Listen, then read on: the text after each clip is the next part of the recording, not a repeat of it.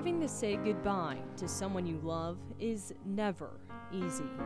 But imagine never having that chance. The saddest part of all of this, that none of his brothers or sisters, none of his mom nor his dad ever got the opportunity to see a casket. Dear Mrs. Johnson, it is with regret that I am writing to confirm the recent telegram informing you of the death of your son. All day, every single day, a guard stands watch at the tomb of the unknown soldier in Arlington National Cemetery, honoring those who haven't been named. He was one of, scores of casualties at the time that were unidentified. From the Korean War alone, there were still more than 7,000 American soldiers unaccounted for. Soldiers without names, families without closure. I know the sorrow this message has brought you, and it is my hope that in time, the knowledge of his heroic service to his country may be of sustaining comfort to you. Everett Eugene Johnson grew up on Auburn Avenue in Cincinnati. The third oldest son of his mother Lena and father Edwin, he was one of 11 kids. A student at Woodward High School, he enlisted in the Army in 1948. It was here at the Silverton train station where his family said their goodbyes, never knowing it would be their last. Assigned to the 1st Cavalry Division stationed in Japan, a surprise attack from the North Koreans in South Korea in June of 1950 would send Gene Johnson into battle in Daegu, South Korea. He went from a relatively simple occupation soldier to a frontline combat soldier in a matter of days. A few days before, some of us had been in cities, spending leave time at Fuji, something like that. We weren't scared. We didn't know. In that early part of the war, I mean, they were outgunned, they were outmanned.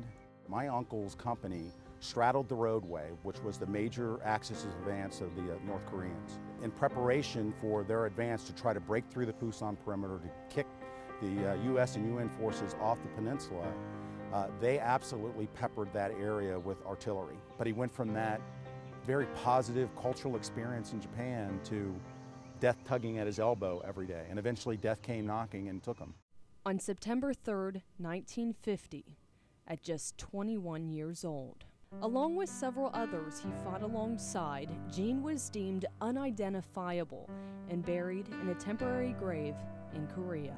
And for the next 4 years, they tried to make an identification of my uncle and were not able to. The only evidence they had of my uncle was a canteen cup with his first initial, E for Everett, Johnson.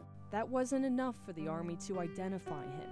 Due to the fact that there were more than 80 other unresolved casualties, his body eventually sent to the National Memorial Cemetery of the Pacific in Hawaii, known only as Unknown X 1072. They buried him with full military honors as an unknown. And there he rested for over 66 years. I just assumed, based on the horrific nature of the battle and the way it was explained to me, that we never would find my uncle. Tony never had the pleasure of meeting him. Neither did his cousin Pam Thomas. Gene's mother Lena always held on to hope. I don't think a mother's love ever ends, and I don't think that they ever get over it. Giving up her gravesite next to her husband, just in case. That she wanted to be buried somewhere else because she wanted to keep that grave in case they ever brought Gene home. They never got closure. He never came back. Her family's love for an uncle she never knew motivated Pam to keep up the fight. That would pay off once she discovered a report about that canteen cup. She would petition the government in June of 2014 to have his body exhumed. Over the years, with other members of Gene's unit being identified, the Defense POW MIA Accounting Agency decided there was a greater chance of identifying the remains of unknown X-1072. 2 years later, a clavicle bone from unknown X-1072's skeletal remains. I see it. There we go. That's him.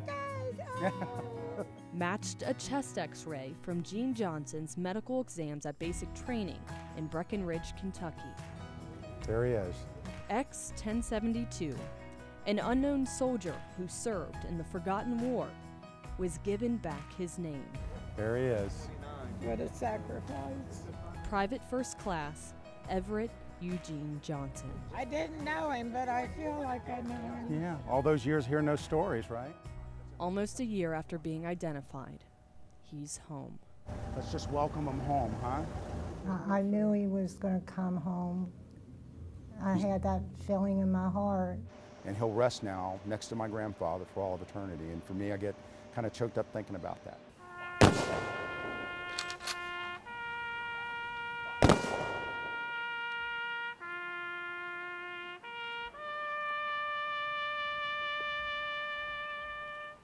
At Laurel Cemetery, Megan Moore, Local 12 News.